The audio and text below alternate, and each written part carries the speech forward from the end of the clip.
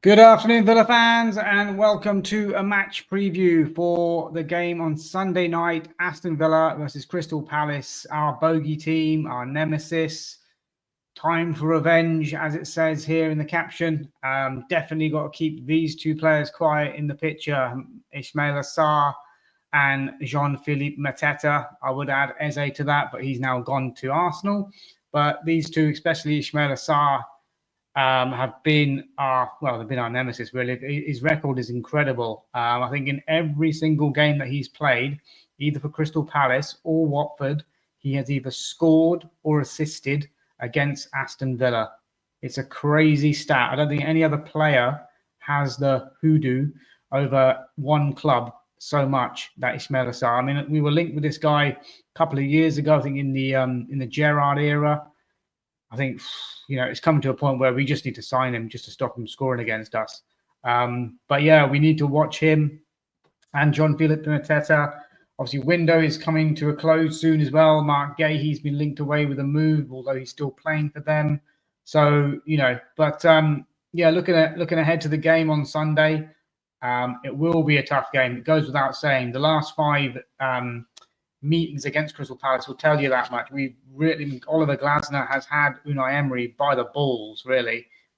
He seems to be, they have a formation and a way of playing that we just cannot combat.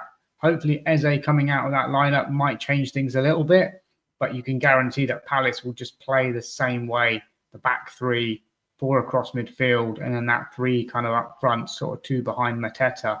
And they've got an unbelievable record against us, as I said. Previously, obviously, the semi-final defeat, but completely erased that from my memory, to be fair. But I had to obviously have a look at it again when, this game came up as a preview. And, you had Ismaila Sarr getting 2 goals in that game and Eze scoring a fantastic goal for them as well. And Villa just did not show up at Wembley today in that semi-final. Overpowered, overawed, and we need to make sure we get it right on Sunday. Because if we don't, the international break is there, and if we don't win this game, then we're going to be going into an international break really on a downer, and we don't want that. We can put it right. We can win this game. We have to win this game. We have to play the right team, and I'll come on to my predicted lineup in a moment as well. But yeah, previous 5 meetings, 3-0 defeat in the FA Cup semi-final at Wembley. Previous to that, a 4-1 defeat at Selhurst Park. Again, Ismaila Sarr getting 2 goals, Mateta, and then Nketiah scoring late on as well for them. Previous to that, 2-2 draw at Villa Park, where Sarr scores again and Devaney scores for them. I think we had Watkins and a Barkley sort of header from a corner flicked in to make it 2-2 and rescue a point for us. And then we lost 2-1 at home in the Carabao Cup to them last year, where they had, again, Eze scoring and Kamada scoring. I think we put out quite a weakened team in that game, but even so, no excuses, really. We should be sort of beating Crystal Palace. And then a 5-0 defeat last day of the season before last, where Mateta grabbed a hat-trick, Eze got 2, and, Villa were literally, just on the beach, basically. So it wasn't a game that had anything kind of riding on it, I don't think.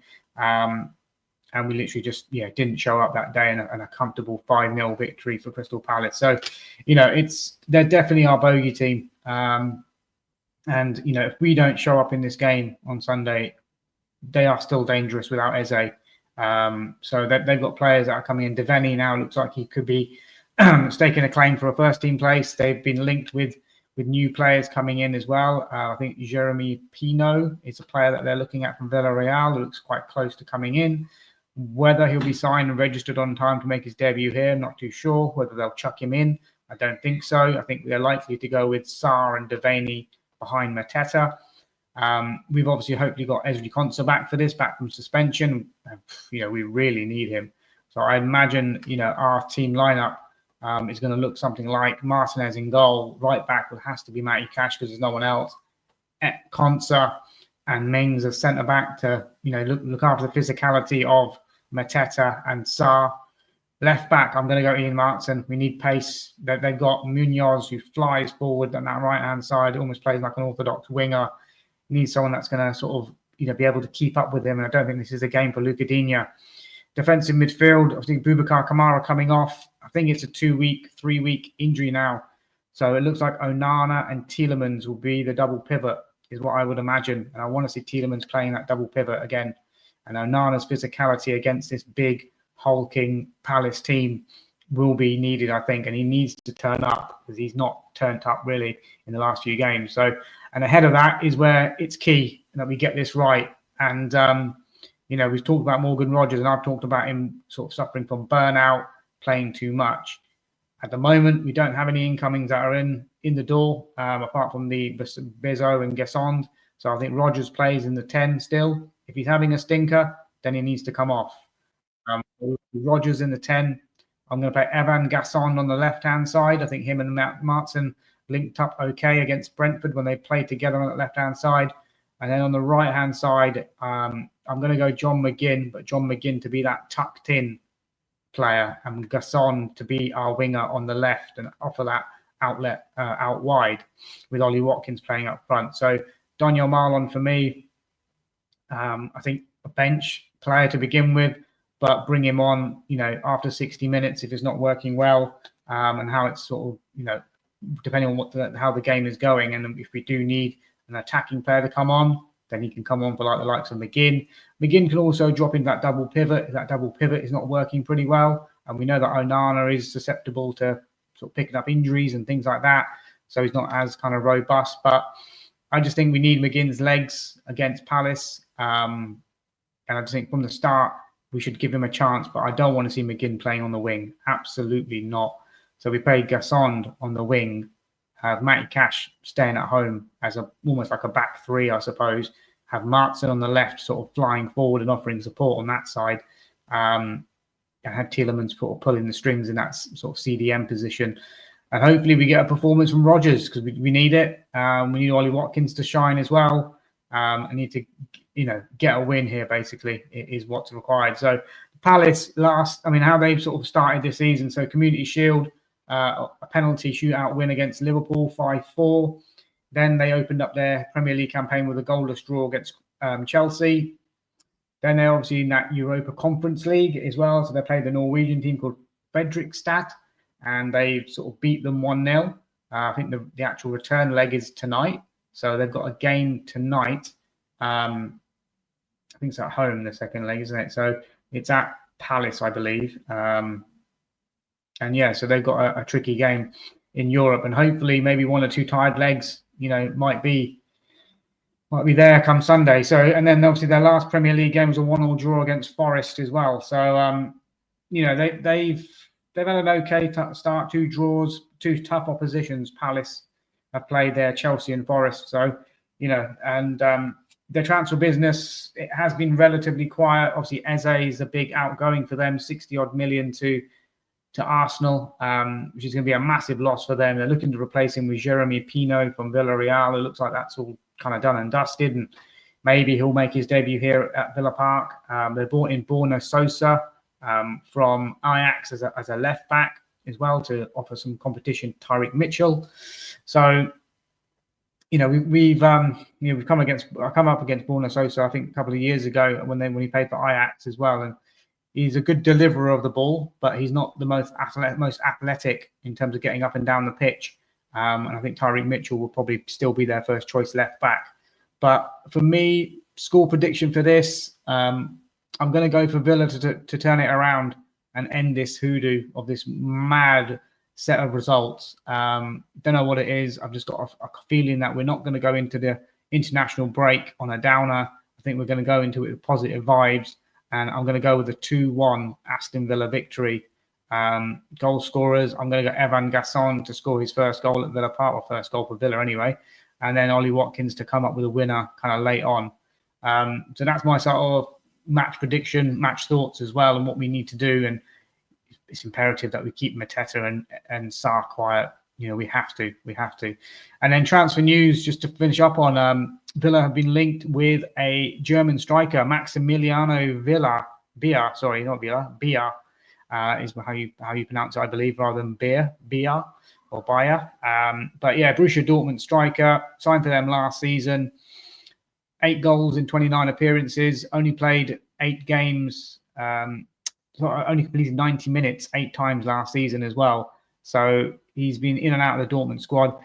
He's not an out-and-out striker as I thought he was. He can play from the sort of inside left, sort of Jacob Ramsey position as well, which is interesting because it could give us that option. And he's known for his hard work and his dribbling ability, and he does have a bit of pace to beat players.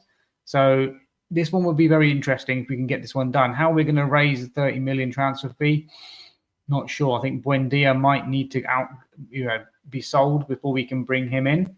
I think we're looking at options with Stuttgart for Buendia, a potential loan with an obligation to buy. So that could happen, but it might go late into the window. We've also been linked with a Danish centre-back from Udinese called Thomas Christiansen. I'll be honest, I don't know much about him, but if he's Udinese, I'm surprised he's not coming via Watford.